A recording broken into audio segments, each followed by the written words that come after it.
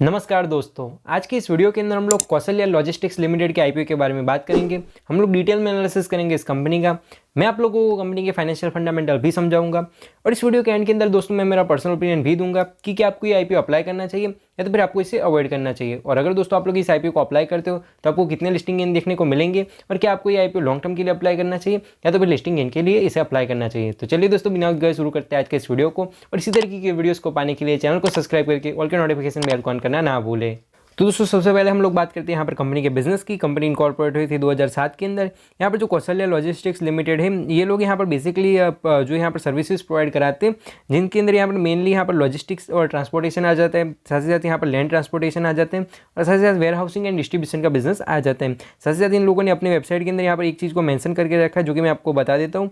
यहाँ पर company also distributes electronic and home appliances through an online commercial platform. तो ये लोग यहाँ पर ये बताना चाह रहे हैं कि भाई इन लोगों का यहाँ पर एक ऑनलाइन वेबसाइट है और उसके जरिए ये लोग जो ई कॉमर्स के जरिए अपने यहाँ पर इलेक्ट्रॉनिक अप्लायंसेस जो होते हैं, होम अप्लायंसेस होते हैं, तो उससे सेलिंग का कंपनी यहाँ पर बिजनेस करती है। लेकिन दोस्तों मैंने यहाँ पर कंपनी के जो यहाँ पर कॉल सेंटर है उसके थ्रू यहाँ पर कंपनी के अंदर कॉल करके यहाँ पर एक बात को कन्फर्म करें।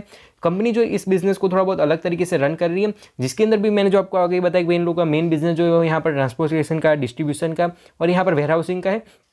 तो दोस्तों इसके अंदर भी ये लोग यही कर रहे हैं। आप लोग यहाँ पर फ्लिपकार्ट के थ्रू कोई भी यहाँ पर प्रोडक्ट मंगाते हो तो उसके अंदर कुछ स्पेसिफिक प्रोडक्ट्स ही ऐसे जिसके अंदर ये लोग अपनी सर्विसेज प्रोवाइड कराते हैं। मतलब कि ये लोग यहाँ पर फ्लिपकार्ट के साथ में जुड़े हुए हैं, जहाँ पर जो आपके यहाँ पर प्रोडक्ट्स हैं उसको यहाँ पर वेयर हाउस करते हैं, मतलब अपने स्टोर्स के अंदर रखते हैं। उसके बाद में आपके ऑर्डर आने पर वो वहाँ से उस प्रोडक्ट को ले जाकर आपके घर पर डिलीवर करते हैं। तो इस तरीके का इन लोगों का यहाँ पर बिजनेस है। तो दोस्तों अब हम लोग बात कर लेते हैं यहाँ पर आईपीओ के इंपॉर्टेंट डेट्स और डिटेल की। आईपीओ जो है यहाँ पर 29 दिसंबर के दिन ओपन हुआ था, फिर 3 जनवरी के दिन ये आईपीओ यहाँ पर क्लोज हो रहा है। अगर मैं बात करूँ यहाँ पर प्राइस बैंड की तो 71 रुपीज़ से लेकर 75 रुपीज़ पर शेयर का प्राइस बैंड रहेगा। जनरली दोस्तों आईपीओ ओवर सब्सक्राइब होने वाला है, इसलिए आपको आईपीओ को कट ऑफ प्राइस के ऊपर ही सिलेक्ट करना पड़ेगा। वहीं अगर मैं बात करूँ लॉट साइज की तो इसके 1600 शेयर्स का यहाँ पर एक लॉट है। वहीं अगर मैं बात करूँ टोटल इशू की तो 36 करोड़ का टोटल इशू है। वहीं अगर मैं बात करूँ फ्रेश इशू की तो 25 करोड़ का फ्रेश इशू है। वहीं जो बाकी का यहाँ पर 11 करोड़ बचता है वो यहाँ पर ऑफर फॉर सेल है।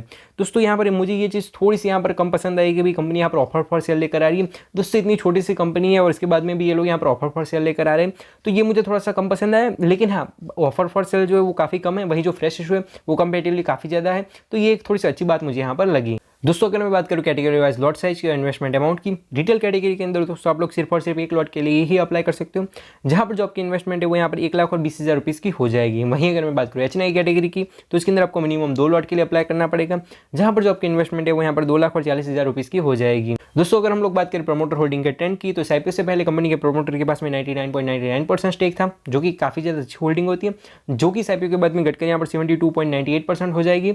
लेकिन आईपीओ के बावजूद भी कंपनी के प्रमोटर के पास में ऑलमोस्ट 73% जितना स्टेक रहेगा, तो एक पॉजिटिव चीज़ हमें देखने को मिल रही है। दोस्तों अब हम लोग बात करते हैं यहाँ पर सबसे ज़्यादा इंपॉर्टेंट चीज़ की, जो कि है कंपनी के फाइनेंशियल्स। हम लोग इसकी स्टडी करने की कोशिश करते हैं। अगर हम लोग बात करें यहाँ पर एसेट्स की तो 2021 के अंदर कंपनी के पास में 32 करोड़ के एसेट्स थे, जो कि बढ़ते बढ़ते आज की तारीख के अंदर 168 करोड़ के हो चुके हैं। मतलब कंपनी के पास में 150 करोड़ से भी ज़्यादा के एसेट्स हैं। तो एक स्मॉल कैप कंपनी होने के बाद में, एक माइक्रो कैप कंपनी होने के बाद में काफ़ी ज़्यादा अच्छे एसेट्स है कंपनी के पास में, जो कि काफ़ी ज़्यादा अच्छी चीज़ यहाँ पर हो जाती है। वहीं अगर मैं बात करूँ लोगों की रेवेन्यू की, ईयर ऑन ईयर रेवेन्यू के अंदर भी काफ़ी अच्छी ग्रोथ है। वहीं अगर मैं बात करूँ प्रॉफिट आफ्टर टैक्स की तो 2021 के अंदर कंपनी का प्रॉफिट ऑलमोस्ट 3 करोड़ का था, जो कि बढ़कर 2022 के अंदर 3 करोड़ 76 लाख का हो गया। फिर 2023 के अंदर वो प्रॉफिट जो है बढ़कर 7 करोड़ 5 लाख का हो गया। तो ईयर ऑन ईयर कंपनी के प्रॉफिट ग्रोथ भी अच्छी है, प्लस कंपनी हाईली प्रॉफिटेबल है। तो ये काफ़ी ज़्यादा अच्छी चीज़ हमें देखने को मिल रही है। वहीं अगर मैं बात करूँ कंपनी के नेटवर्थ, रिजर्व्स एंड सरप्लस की, तो इन तीनों ही चीज़ों के अंदर हमें अच्छी खासी ग्रोथ देखने को मिल रही है और कंपनी के पास में ठीक ठाक से यहाँ पर रिजर्व्स एंड सरप्लस है। तो ये भी एक अच्छी चीज़ मुझे यहाँ पर लगी। वहीं अगर मैं बात करूँ लोगों की बोरिंग की, 2021 के अंदर कंपनी के ऊपर 10 करोड़ की बोरिंग थी, जो कि धीरे धीरे बढ़ते बढ़ते आज की तारीख के अंदर 54 करोड़ की हो चुकी है।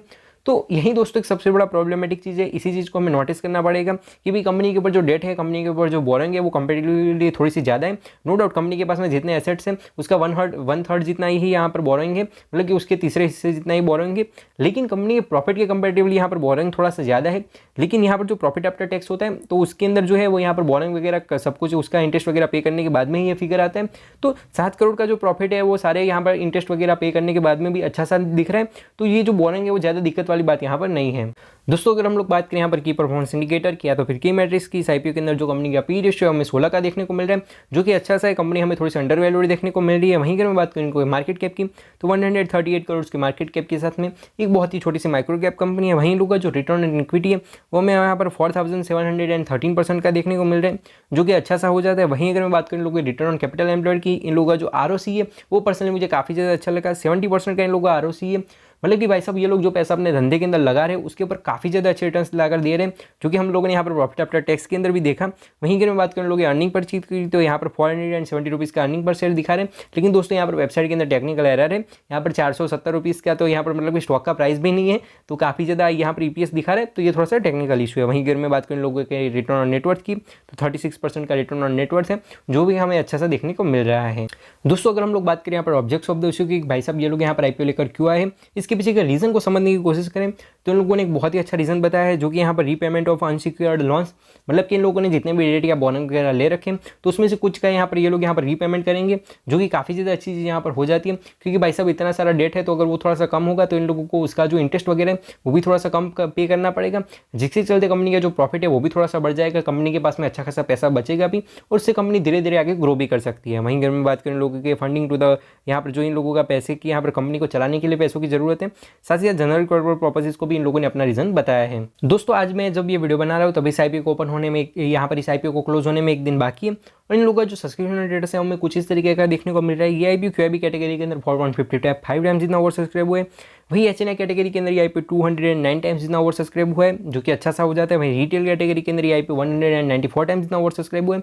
तो ओवरऑल आईपीओ की जो सब्सक्रिप्शन है वो हमें काफ़ी ज़्यादा अच्छा देखने को मिल रहा है। तो दोस्तों अगर मैं बात करूँ यहाँ पर ग्रे मार्केट प्रीमियम की, तो इस वेबसाइट के अंदर यहाँ पर कुछ 55 रुपीज़ का ग्रे मार्केट प्रीमियम दिखा रहे हैं, और उसके चलते यहाँ पर मैं अगर आपको दिखा दूँ तो यहाँ पर कुछ 73% की लिस्टिंग इनकी एक्सपेक्टेशन बन रही है। लेकिन दोस्तों मैंने 2-3 वेबसाइट के अंदर चेक करा, हर जगह थोड़ा बहुत अलग अलग जीएमपी है, लेकिन ओवरऑल यहाँ पर 60 रुपीज़ जितना जीएमपी देखने को मिल रहा है, जिसके चलते आपको 80% से भी ज़्यादा की लिस्टिंग देखने को मिल सकते हैं। और अभी भी दोस्तों इस आईपीओ को यहाँ पर क्लोज होने में एक दिन बाकी है, तो अगर आखिरी दिन पर और भी ज़्यादा अच्छा सब्सक्रिप्शन आता है, अलग अलग कैटेगरी में से अच्छा इंटरेस्ट यहाँ पर आता है, तो आपको ज़्यादा से ज़्यादा लिस्टिंग इन भी देखने को मिल सकते हैं। तो दोस्तों हम लोगों ने यहाँ पर डिटेल में एनालिसिस करा कौशल्या लॉजिस्टिक्स की आईपीओ का। अगर मैं बात करूँ मेरे पर्सनल ओपिनियन की, पर्सनली मुझे कंपनी काफ़ी ज़्यादा अच्छी लगी, कंपनी के फाइनेंशियल फंडामेंटल भी अच्छे हैं।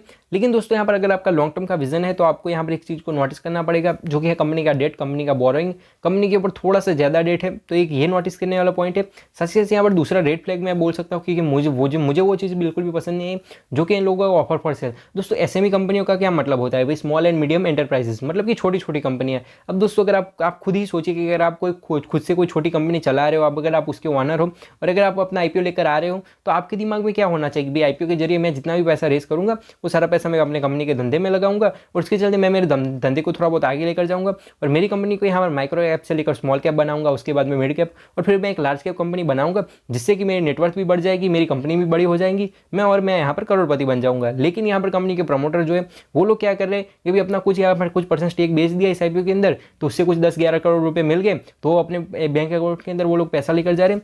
तो मुझे पर्सनली वो चीज़ यहाँ पर थोड़ी सी कम पसंद आई। वहीं अगर दोस्तों मैं बात करूँ लिस्टिंग गेन की, तो दोस्तों लिस्टिंग गेन के लिए आप लोग इस आईपीओ को बिल्कुल भी अवॉइड नहीं कर सकते हो। अच्छा खासा सब्सक्रिप्शन है, अच्छा खासा जीएमपी है, और आपको ज़्यादा से ज़्यादा लिस्टिंग गेन भी देखने को मिल सकते हैं। और दोस्तों इन लोगों का जो जीएमपी है, जो ग्रे मार्केट का प्रीमियम है, वो सिर्फ और सिर्फ ऑन पेपर नहीं है, क्योंकि जो सब्सक्रिप्शन है वो हर किसी कैटेगरी के अंदर ऑलमोस्ट 200 टाइम्स जितना है, तो सब्सक्रिप्शन काफ़ी ज़्यादा अच्छा है। वहीं अगर आपको आखिरी दिन पर और भी ज़्यादा अच्छा जीएमपी देखने को मिलता है, तो आप लोग लिस्टिंग गेन के बारे में भी सोच सकते हो। तो बस ये कुछ बातें थी जो मुझे इस वीडियो के अंदर रखनी थी। आई होप कि आपके सारे के सारे डाउट्स क्लियर हो गए होंगे। मैं मिलता हूं आपको ऐसे वीडियोस के साथ, तब तक के लिए बाय बाय, जय हिंद, वंदे मातरम।